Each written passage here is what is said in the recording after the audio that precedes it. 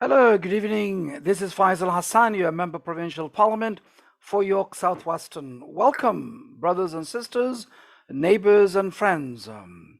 Yet again, I'm joining you another evening from 7 to 8 p.m.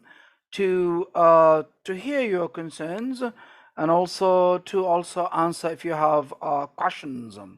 Before I begin, I want to wish to acknowledge at this time the land that we now know as York Southwestern is a traditional territory of many nations, including the Mississaugas of the Credit, the Anishinaabe, the Chippewa, the Haudenosaunee, and the Wendat peoples, and is now home to many diverse First Nations, Inuits, and Métis peoples.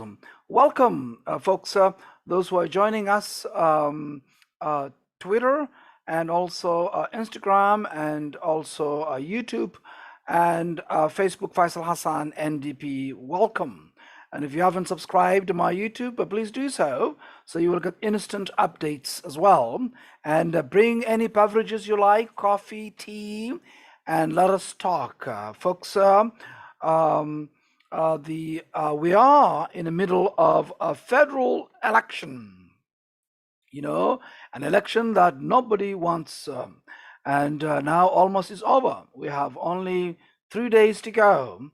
Tomorrow, which is Saturday and Sunday, and then also Monday, which is an election day. Our federal NDP candidate is Hawa Mire, who is a local, strong candidate that her headquarters is located 2567 Eglinton Avenue West, and it's also the major intersection of Keele and Eglinton. So please help and visit the headquarters at 2567 and whatever you can do to help.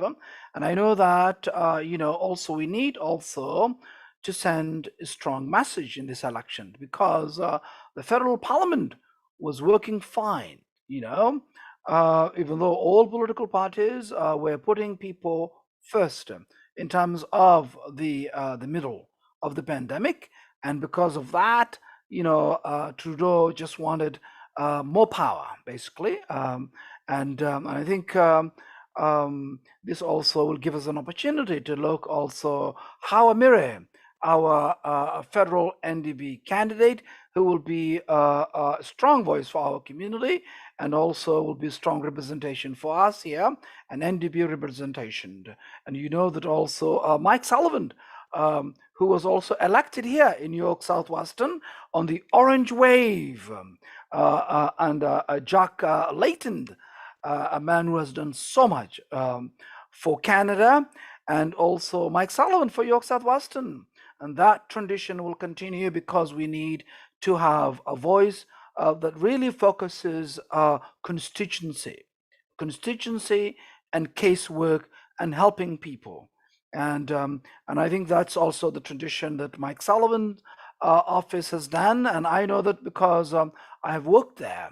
I was the constituency assistant, and I know that also Saturdays was also opened that office from 10 to 1. Those and also late into also those who work late into the evening, such as Wednesday nights and so forth. So that was something, a federal NNDP federal representation will do that. And check it out, how Mire headquarter, 2567 Eglinton Avenue West. And I know that I come to you every Saturday. Every Saturday I used to at the beginning of the pandemic, and that was because of the pandemic. It was difficult for you to come out to the constituency offices and to specifically my constituency office. So you have suggested that we can actually join virtually and hear your concerns, and I can also update you the work I'm doing on weekly basis on the week's work, and also hear the important issues that you might have, and that have continued. I have kept that commitment, and I'm going to do so. But also, I know that it's a beautiful September, a beautiful summer, and also a time also you could actually go and help our federal candidate Hawamire to knock doors. But I didn't want to cancel it because we made that commitment to make sure that I join you now, as you requested, every Friday from 7 p.m. to 8 p.m. So welcome, folks who are joining us also Instagram and also in YouTube and also Twitter and Facebook. Faisal Hassan, NDP. Welcome. Welcome, folks, and welcome Hussein, and welcome others. I will be also taking your comments. Of course, also I will be also hearing also your concerns. Quickly, folks. Hussein says, "Hello, Faisal," joining us from Facebook, and he says that I was at the Mount Dennis debate, and people were upset about no one showing up, mainly Ahmed Hussein not coming. You were the most active politician right now in the riding as to what people are saying. Well, thank you, Hussein. I appreciate that because I do believe that we work for you, Hussein, and as such, then I have to be available, listening to you, and also bringing your concerns to Queen's Park. Unfortunately, as you know, the Premier Ford have broke our parliament, and that's also a shame. We could be talking about important issues at the legislature, but now we have to wait until October 4th. And we don't know even that prorogation will continue, until the end of the year. But that's also a shame if that's what they're going to do, because we need to go to the legislature, the people's house, and bring the concerns and issues you bring to me every week and every day at the constituency. So thank you, Hussein, and also I do believe that we do not take your vote for granted, and we want to earn your trust to continuously to listen and to also work for you, because you are the boss and we work for you. So that's my principles with regard to those Hussein not showing up on the debate, and I think that is the case. There are a couple of debates he hasn't shown up, but I think it's important that if you're running for an office, regardless of what party you're running, you should be available to the constituency that you're representing, so that the people you're able to answer their questions. And I think that is, but lately people have not been showing up, and that's a shame. It's a shame, Hussein. But thank you for mentioning that, and we'll continue to work together to put the concerns of the people of York Southwestern first. I have said that I am willing to work with all representations, all levels of government to put things done in our community. And also, I will talk about a little bit later about the community safety meeting that the City Councillor, Ward 5, Francis Nanziara, has organized. And that was also, I attended. I wasn't invited, but I have also showed up because it was a community meeting, and I have a concern about community safety. And also his worship Mayor John Tory showed up. He's such a great guy, a decent man who was very kind actually to acknowledge my presence in the community safety meeting, and I thank him for that leadership for him to work with all levels of government. And I am also committed working with the mayor, working with the city councillor, and also all three levels of government to get things done. And that's why if a community meeting is happening, if another person is organizing, there is other representations and there's big issues, I won't be prevented. I'm going to go and listen your concerns. And as I said there, we need to hear the community concerns. And all of us, those who rent and those who own houses, we are all in it together. So if something happens to the homeowners, or also it affects those who live also renters as well. If something happens to the renters, it also will affect also the owners of houses. So working together is the way to solve our problems, and I'm happy to bring people together to make sure we address your concerns. And happy to also receive or any calls and any emails regarding any issues you might have. And you can reach me at 416-243-7984, or reach me at fhassan-co at ndp.on.ca. Folks, I know Monday is going to be an election day. I want to hear if you have voted, or if you're planning to vote for our federal NDP candidate, Hawa Mire. Let's before I go further, let's talk about that. Folks who are joining us, Instagram and also Twitter and Facebook and also YouTube, and also any issues. I know many of you are still undecided, and that's also a great opportunity to also see our federal NDP candidate, Hawa Mire, whose headquarters is 2567 Eglinton Avenue West. Very good. So as you also share those concerns you might have, or if you've already voted on the advanced polls, or if you're planning to vote, if you have any issues in that, also I would like to hear that. At the meantime, I know that the Financial Accountability Office provides independent analysis on the state of the province's finances.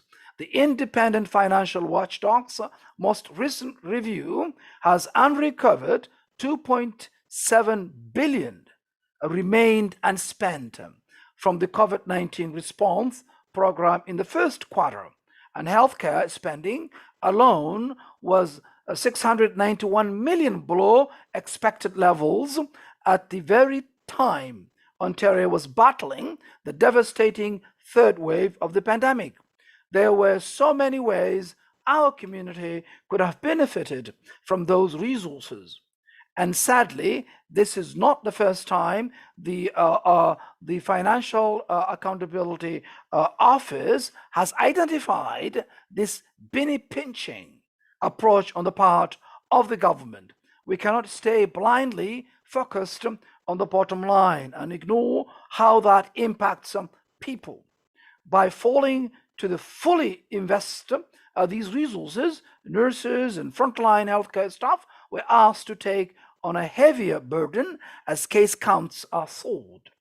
Calls to bring convenient, full-time and local testing to hotspots, communities like ours, York Southwestern, were dismissed. And it took us to have that kind of a local testing facility 7 months, from March 13 to September 28. So I fought hard to get it, but that looked unacceptable for our community being neglected and being become as an afterthought. Forgetting that was important, but these monies should have been spent for having 24/7 on the clock to make sure that we have those facilities for vaccine as well as also testing centers. Later on, we had a couple of pop-ups on testing and so forth and so on, but it was that too was also too late for our community. And investments to keep schools safe, such as smaller class sizes, proper ventilations, and paid sick days, were ignored. Now we know that the resources were available, yet the government chose not to invest in the people and families who were doing their part to keep their communities safe. Ontarians have worked so hard to combat the spread of COVID-19. We deserve to know the government has our bags. And an NDP government will have your bags and will also make sure that it puts you first. And the choices of this government have been questionable for some time. We now have the various instances where they have chosen to cut corners rather than fully invest in solutions to keep people safe, and support those who are struggling. Unfortunately, the government has decided to prorogue the legislature until October 4th. And the premier is not making himself available to the media to answer tough questions.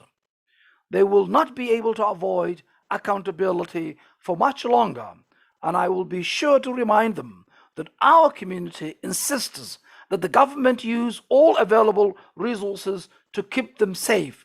In the midst of a pandemic, public health spending is not an expense, it is an investment. And we need to make sure that public health is not an expense, it is an investment. And we need to put resources on our healthcare, and that's important, especially in the middle of a pandemic. So, folks, welcome. Those who are joining us now, you are joining your Member Provincial Parliament, Faisal Hassan.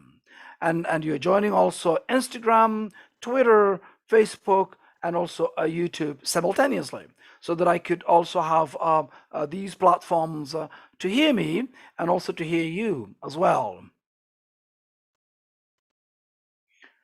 And hopefully, we can also welcome your questions, and also your comments. Those who are joining us Instagram, Twitter, and also YouTube, and also Facebook as well. Faisal Hassan, NDP. Also this week, folks, early childhood education, September 14th was the National Day of Action for Early Learning and Childcare in Ontario. Childcare fees are the highest in the country, and the pandemic has made things harder than ever for working parents. I have heard many parents on this issue, and I'm committed to working with the federal government to bring in a universal system of high quality public and not-for-profit childcare that costs families $10 per day. Parents have called for this type of program for decades and deserve support, especially after the past 2 years of juggling full-time work both in the home and outside of it. So we need to put those important issues and invest in it. And I know that the Liberals have been promising this for over 30 years. And promises being broken, now there is an opportunity that the Ontario government can actually have a partnership with the federal government to make it happen. An NDP government will commit to make sure that a fully and non-profitable childcare is available, $10 per day in Ontario for families as well. So welcome, folks. I know it's a beautiful day out there, and some of you are out there knocking doors, helping our federal NDP candidate, Hawa Mire. If you would like to, and you don't know where headquarters is located, it's located 2567 Eglinton Avenue West. It's the major intersection of Keele Street and Eglinton Avenue West at the heart of Kilsdale. Yeah. So that's very important. And folks, welcome. And those who are joining us on Instagram, I will be happy to answer your questions. But if you ask me, or if you have specific issues, we'll be happy to deal with that. And if you have comments, I'll be able to share with the those who are joining us. And welcome, folks. Welcome, everybody. And as I said earlier, I have attended a community safety meeting this Wednesday, and our city councillor, Francis Nanziara, Ward 5 city councillor, have organized. And this meeting, I was happy to gather with the neighbors and community members at the Maple Leaf Park on Wednesday for a community safety meeting hosted by Ward 5 Councillor Francis Nanziara in attendance, where Toronto Mayor John Tory, his worship, has been very kind and also took with his also a busy schedule to come to the community. And I know that in this meeting, I wasn't invited in this meeting, but as soon as I hear about it will be a talk and a community gathering organized by the city councilor, I went there to hear your concerns and the concerns of the community. And I also want to thank His Worship John Torrey for acknowledging my presence there. He's a great guy. He's really a decent man, and I thank him. And whenever you are in our community, whenever you visit York Southwestern Mayor John Torrey, you are most welcome here. And also join there is also Police Chief James Remer, who's also was in attendance, as well as also Inspector, the Commander of 12th Division, Jim Gottel, and the Toronto Community Housing Corporation President and CEO, Jack Sharma, and the members also of the community police, and also the police of the 12th Division was also there. And the community have gathered there, and the community have talked about the concerns about safety, and the community actually talked about the root causes of the issues, and also the lack of investments, and we need to work together to put resources to tackle the root causes of the issues, such as putting after school programs, putting investments in jobs for summer jobs, for also hands-on work for young people. And that's why also I have advocating as the official opposition's youth opportunity critic for work integrated learning, where we would also give kids experience, hands-on experience, while they are in colleges and universities, so that they have the internships, co-ops, and placements.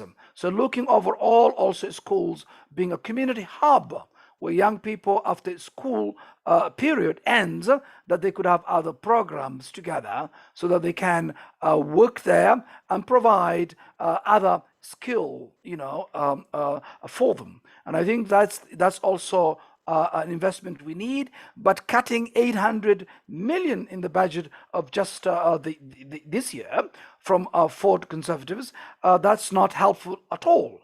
Ending programs in the schools prior to the pandemic, young people could, after school hours, they used to have access to the schools, to play, other extra curriculum, but those have also ended, and we need to put those resources. And I think majority of the community have talked about the root causes, and the root causes is lack of investment, lack of neglect, and poverty, and we need to have multiple ideas. And I know that we don't have all the solutions, but the community have a lot of good ideas. And the community stated also the need for investments in infrastructure, lightings. People have mentioned that also as you turn on Jane Street, on Falstaff, the city lightings are not functioning. So putting those lights all the way through Falstaff, so there is a lightings for the community to enjoy the beautiful weather and walk, but there's no lightings there. So making that lights brighter and also a presence is also important, and it's also a worthy investment there to keep the community safe, such as also the community of Falstaff. The 20, 30, and 40 also have reiterated the importance of the gated entrances and fencing repairs at Falstaff buildings. And that's also something that has been promised the community almost 2 years ago. And that was also the work of former CEO and his team and President Kevin Marshman, and now also the incoming President and CEO Jack Sharma has also iterated that he's also committed, working with also everybody, the homeowners and the residents in the community, to make everybody work together and also deal with the issues that specifically the community of Falls have been experiencing. And that was also, I think, a very productive meeting. The discussion also focused on the need to address social issues, as I mentioned, that serve as the root cause of violence. And that is also, as you know, many governments have neglected that. And I know the liberals have an opportunity for 15 years, and that's also an issue that has been neglected for so many times. And now it's an opportunity to work together and get it done. And I'm happy to work with all members of representatives, city authorities, including the mayor, the chief, the 12th division, commander, the city councillor, and hopefully also the federal representative after Monday. Whomever is elected, I'll be happy to work with them. I appreciated the opportunity to hear everyone's thoughts and look forward to working with these leaders and other stakeholders to improve safety on our streets and in our community. Working together is the only way to get it done, and we are all in it together. So that was just I'll just take some people have just saying some comments here. Sheikh Jamal Real joining me from Instagram says, I would like my question to be answered. Well, I don't see your question. I am the, what is he saying here? I don't see your question here. Let me go back here. Where is his question? Yeah, he says, what does he say? When we'll finally admit, well, you haven't asked me a question. Please ask me the question you have, and I'll be happy to answer for you, okay? And I'll be happy to answer for you, okay? Thank you. Thank you, and welcome, folks who are joining us Instagram, and those also who are joining us Twitter, Facebook, and YouTube. Welcome. And I know that, folks, Monday is an election day, and an election that nobody wanted, as I said earlier. And because we had a parliament that was a minority government, and in many instances, minority governments have produced the best parliament, and getting things done.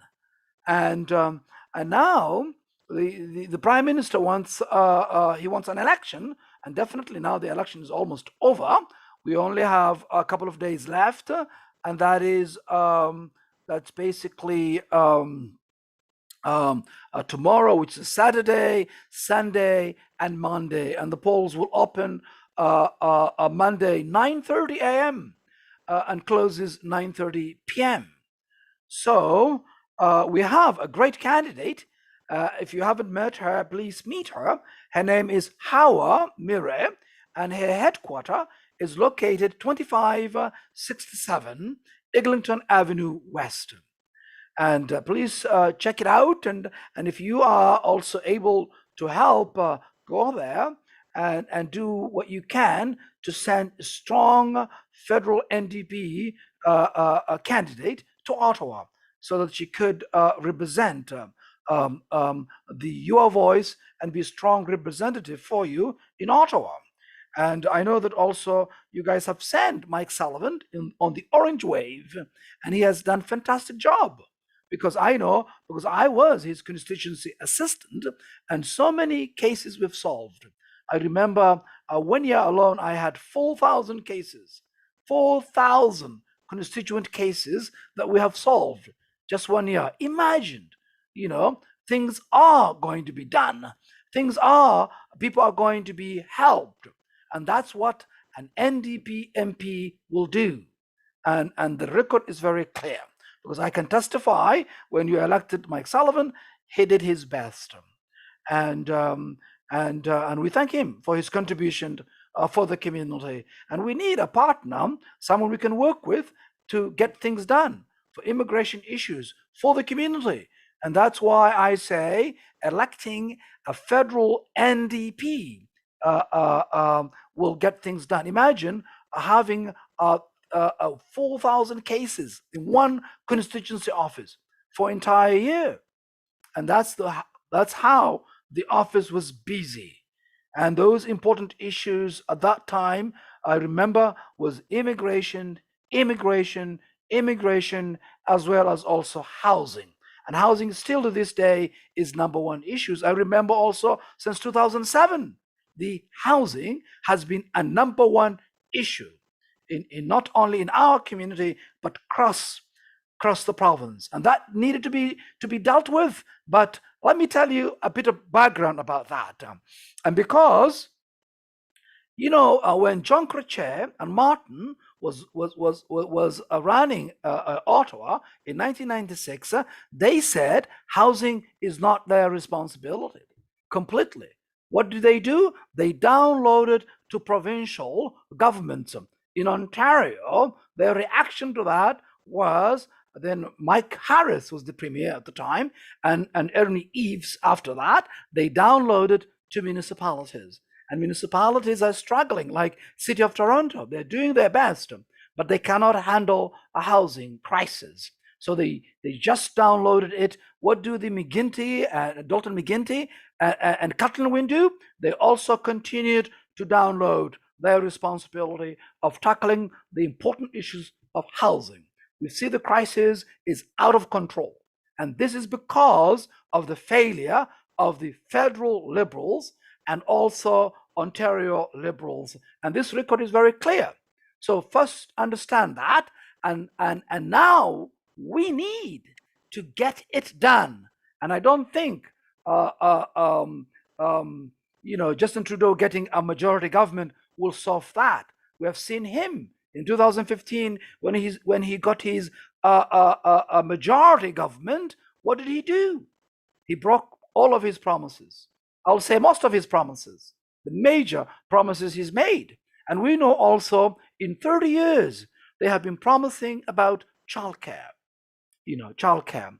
And I think I welcome also that childcare. We have been fighting. We've been fighting, to make it 2015. I remember Molcare was saying about $15 per hour. We too. But now $10 per day, it makes sense. And I think we are prepared to sign that quickly as an NDP government in Ontario to get it done and also make it a non-profitable, quality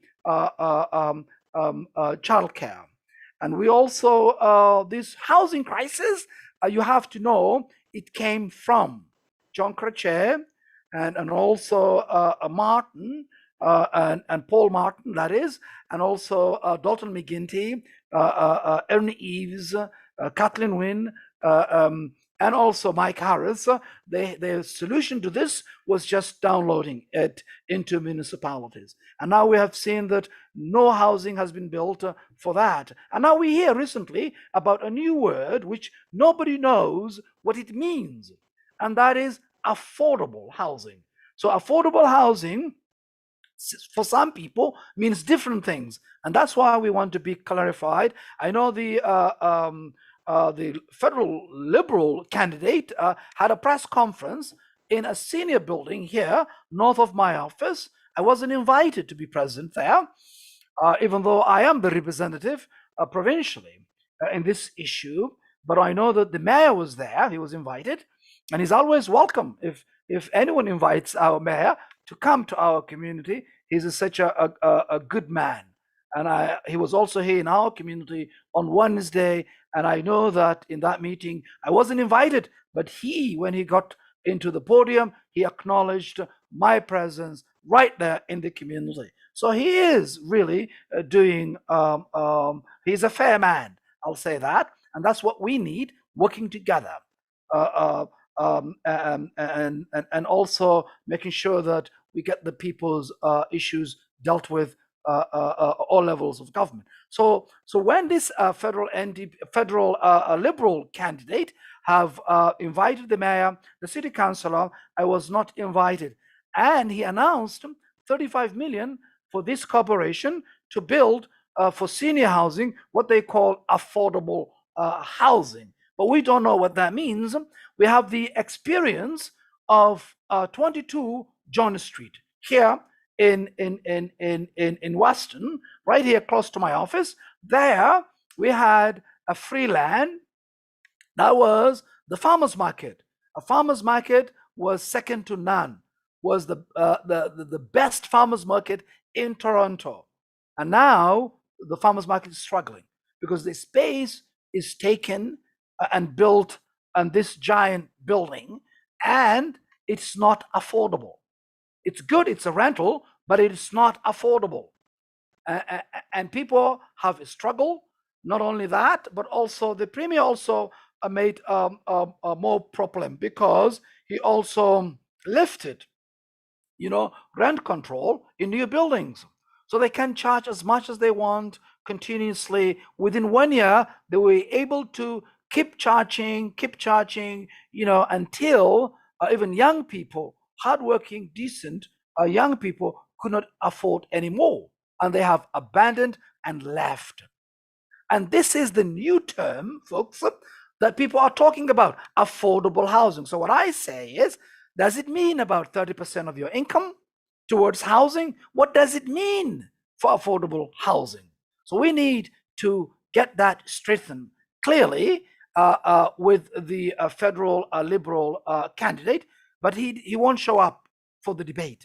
That's another topic. Our federal NDP candidate is Hawa Mire, and her headquarters is located 2567 Eglinton Avenue West.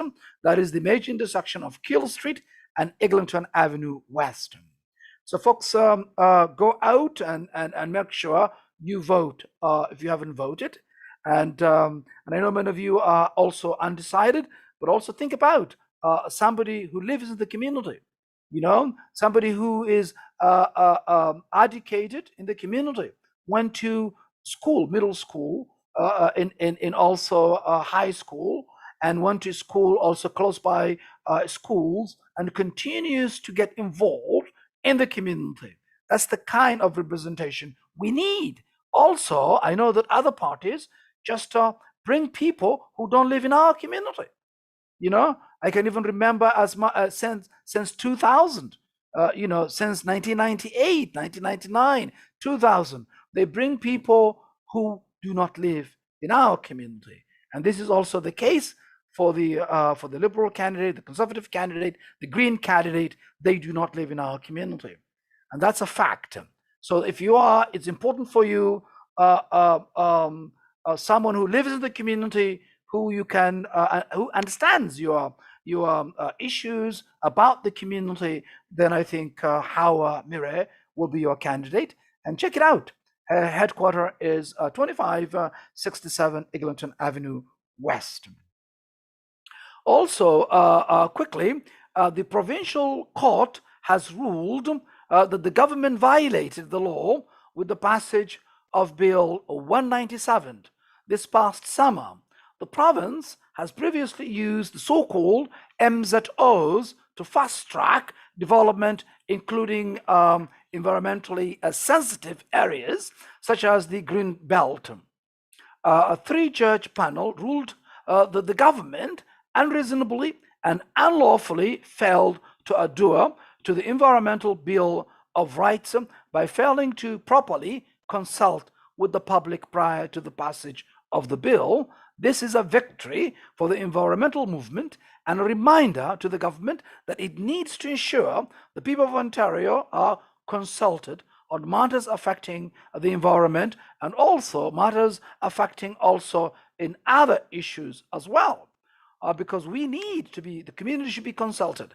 We know that the Eglinton Crosstown, is another issue that has been happening prior to the pandemic. And I know folks in Killsdale, especially Eglinton and Kill businesses and their business improvement area, Eglinton Hills BIA, have been advocating for the community and have specifically for those businesses and the members there that have struggled, with their businesses.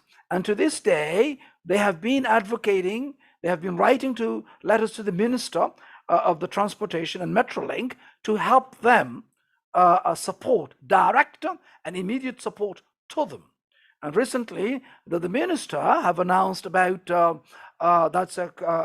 Caroline Moroney, about 3 million distributing to the BIAs across the Eglinton crosstown.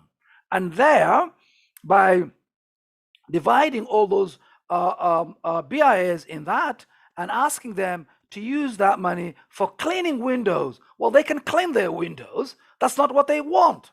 What they want is direct support and help. And that's what they have asked. And I have written to the minister a couple of occasions, and I'm going to do so. And I cannot wait to go back to the legislature to advocate and fight for the community. And this community, they also struggled, as well as also during the pandemic as well. And we have been also fighting a lot of businesses in our community, small businesses that are close to the community, to support them when they need the support, rather than just supporting big corporations.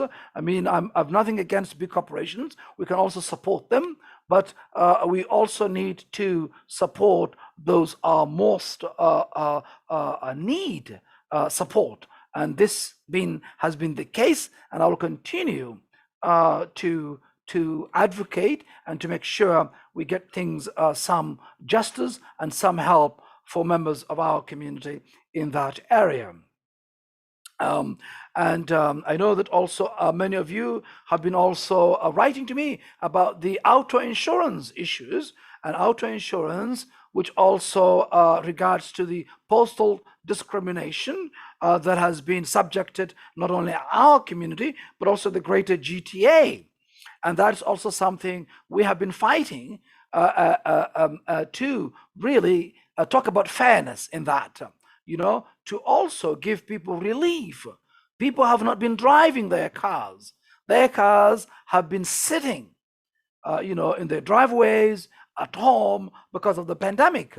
But still, people have not been given a break. There are some reported members of the community that have said they have received some breaks, but many of you are still writing to me that you have not received a break and support in that regard. And I will be also fighting to make sure that we end postal code discrimination when it comes to auto insurance. And I held also a town hall meeting on that issues. And it's very important that we hear your input in that. And I also invited our official opposition, NDP official opposition critic for the auto insurance filed, Kevin Yard from Brampton North. And he was also was present, and he also informed us these insurances also that they are talking about also a credit, your credit history being used for your auto insurance. He said there's some auto insurance companies that do not want to go there, and they are responsible, those ones. But there are others. We are concerned about that, and that's also unacceptable, because your credit history has nothing to do with your driving history. And this is also currently, it's based on where you live. You pay higher premiums, because many of you have also written to me telling me you have moved in other community. When you moved in our community, your auto insurance went up, and they come up with all sort of scenarios, but it is not fair. So it should be based on your driving history. That's fair. And also the car you drive, period. Nothing else. And I think that is what we need the auto insurance to be based, and it can go farther down, so that people could have extra money to use for extra curriculum activities, for groceries and retirement, etc. And it doesn't make sense. People are paying $500 for auto insurance, and the question also comes why people are driving. In the 90s, because of the free trade, all the good paying jobs have left in our community, and where do they go? they go south, they go, in Mexico, elsewhere, and in America. And now people who live here have to go farther to work. And because in order to do that, and our transit system, people are waiting and relying on buses, on Jane, on Western, on Lawrence, on Kill, sometimes, hours, overcrowded buses. So that's also a problem. And when you look at also our transit system, folks, the plans that Metrolink has been working on has been on east-west. Look at the Finch corridor, Eglinton crosstown corridor, and other systems. Mainly it is east-west corridor, and the people are also north-south. And moving them only buses, it takes hours and hours. That's why people have cars to go to work. And that's why it's also important to also make sure we have more stops for the Up Express, so that people could actually not to drive, so they can take those. And as you know, those especially Up Express here, it's diesel, and remember that when the Clean Train Coalition came in our community, and they came together to fight for the clean trains, thanks to people like Rick Cicilleri, Mike Matos, and others who have fought hard to bring others together to fight a clean train coalition. Remember in 2014 when Kathleen Wynne came here and crossed other neighborhoods and said that they're going to end diesel trains and they're going to electrify the Up Express. Well, folks, they've broken that promise again. And that is a fact, folks. Still the trains that is passing through in our community are diesel. And that's a shame.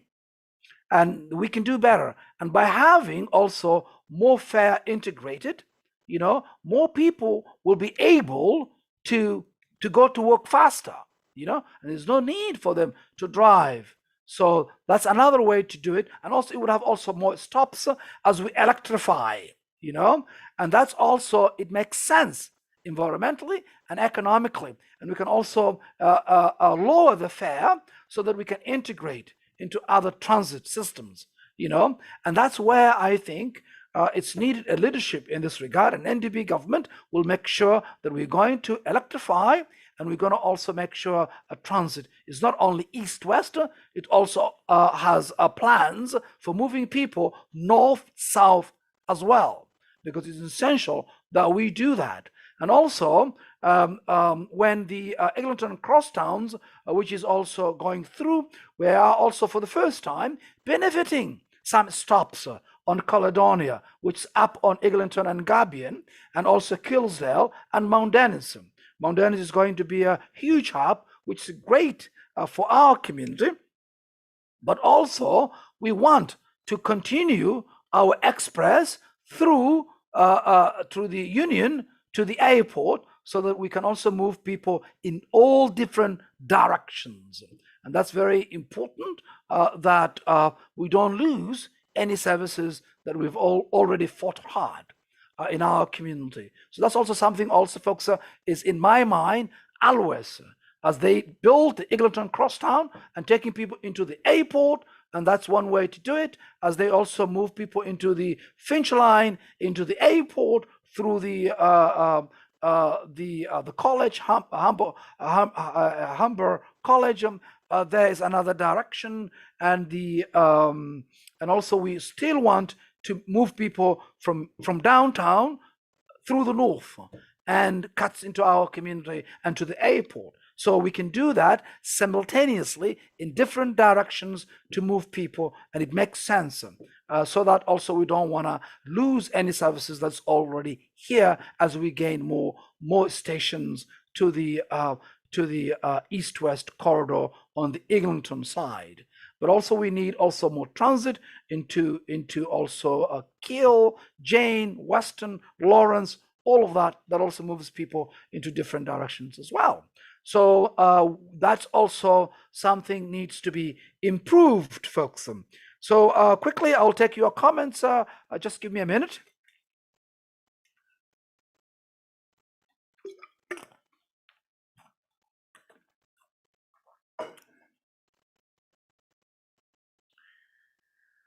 Welcome, folks. Welcome, Brandon. Welcome, Brenda. And welcome, Ayan. And quickly, Brandon says, when the vaccine passport comes into effect on September 22nd, do you think it is a good idea for the for the province of Ontario to have vaccine passport? Well, Brandon has asked that question. I think, Brandon, I have answered that last Friday as well. But I think what we need to invest, as I said, also, is to have last mile strategy. As I said earlier, again and again, that it took our community for 7 months to have a testing center, and COVID testing center here at 200 Church. And that is slow, penny pitching, by this government, rather than investing and having continuously, quickly, and putting resources right away. Also, we never had a permanent COVID center in our community. What we relied on was, a pop-ups.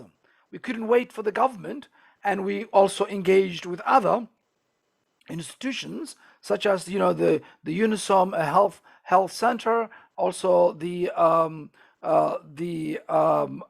believe the other Humber River Black Creek Community Health Center there, and also the Humber River Hospital, the Women's College Hospital, and the also West Park Healthcare Center that has been very instrumental, with here also the community hub. But still, I believe, Brandon, we need to invest more rapid testing, more opportunities to make sure that we also provide 24/7 centers where people who are working shifts that they can get their vaccines. And that's why we have also found out that $2.7 billion have not been spent. And these are the resources we can reach people, we can provide information, we can then get things moving, Brandon. And I think still also, even though we need to ask tough questions for this government with regard to the vaccine passports, they have broke the parliament, and we need to make sure that the parliament is there for us to ask those questions, and also make sure that we listen to the community, and also when it comes, though, Brandon, for public health guidelines and public health issues, of course, we have to listen the public health authorities and offices and so forth. Welcome. Meet me at the crossroad. Good evening, and thank you, Brandon, for your question. I appreciate, and I think I hope you understand. Mike, I hope I answered your question, and looking forward to also to your other questions as well. Well, remember, folks, Monday, it's September 20th. It's going to be the end of an election that nobody wanted. And Justin Trudeau called an election, even though the parliament was working. And there's no need really to spend almost $500 million for an election, And he wants a majority government, but you are the boss. You are the ones who are going to make that decision. And in our community, we have a federal NDP candidate, and her name is Hawa Mire. Her headquarters is located 2567 Eglinton Avenue West, and that is close to the major intersection of Kill Street and also Eglinton Avenue West, and that is in the heart of Killsdale. So please, go and tomorrow is Saturday and Sunday is an opportunity to help her, get into the finish line and get her elected, because I believe you guys can make that decision. You know, and no one is going to tell you how to vote. You know how to vote, and also make sure that also you listen to what Hawa has to say, and and I know that what I can tell you is she's the only candidate who lives in the community, and it's very important you have somebody who cares in the community.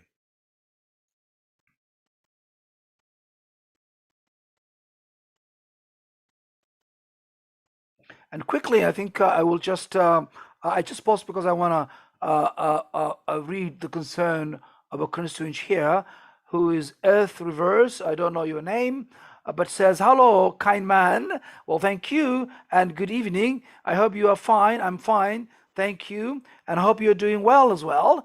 Says, "I swear to God, I am not a swindler. I need your help. Please help me. I have written my words.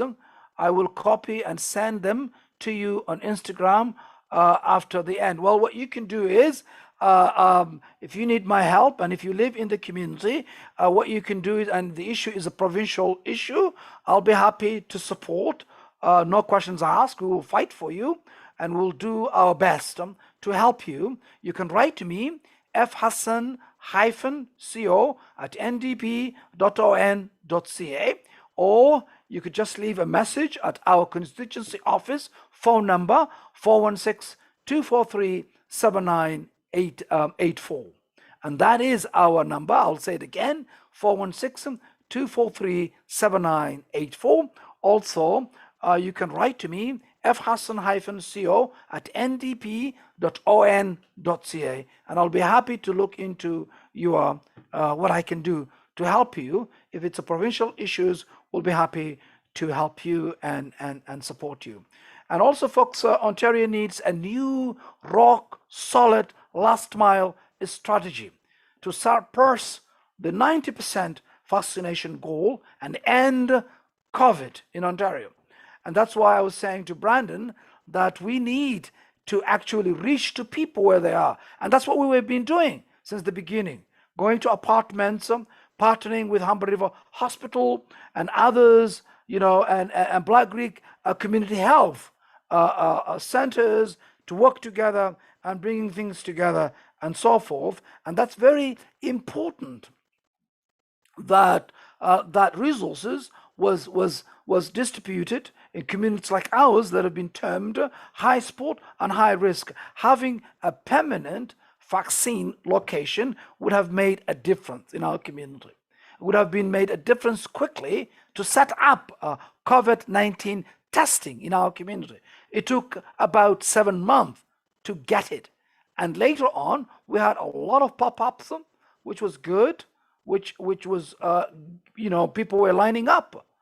People were lining up to get their vaccine, and that was the only at the time hesitancy was lack of resources. The government was too late to deliver those resources, and now we hear that there have been resources that they could have spent. They have not spent $2.7 billion. That we could have had a permanent location. We could have also spent these in schools, in our healthcare and other services for even young people, because these government, they are just penny pinching. We need this is in a pandemic, global pandemic, that we are struggling, and we needed that is the time to spend that money, because it was the right thing to do, and still it's an opportunity for them to continue opening those COVID vaccine allocations and so forth. And there are also many issues, and those issues we want to discuss them at the legislature. But he also broke the parliament again. So now we don't even know if he's going to resume on October 4th the parliament or if it's going to continue broguing until the end of the year, because this is the opportunity for us to hold him accountable. And I'm looking forward bringing your concerns and issues, and also taking to the legislature on October 4th. Folks, I will remind you again, don't forget to vote, okay? Make history again, September 20th, Monday. And folks, those I could not answer their questions, I apologize. Hopefully, we don't have much time, but I'll be able to follow up with you, Brandon and others who have also kept other questions. I'll be willing to also follow up with you and answer those questions as well for you. And those also who have joined us on Instagram, YouTube, Twitter, and Facebook. Thank you, folks. That's all I have this evening, and that's it. I'll be looking forward again joining you at next Friday, the same time from 7 to 8 p.m. Also tomorrow, I will be participating a panel about a election decision 2021, organized by the students from University of Toronto, and also inviting. I've been invited to make some comments and to participate. So if you can join us, watch out on my Facebook around noon tomorrow, noon 12 p.m. I'll be able to join live with them as soon as they provide me more information. I will be able to share with you. Okay, so you can also participate that discussion as well at 12 p.m. Okay, until then, folks, this is your member provincial parliament, Faisal Hassan, your member provincial parliament, and you have been joining me virtually through Facebook, YouTube, and Instagram, and Twitter. Until then, have a wonderful evening. Ciao.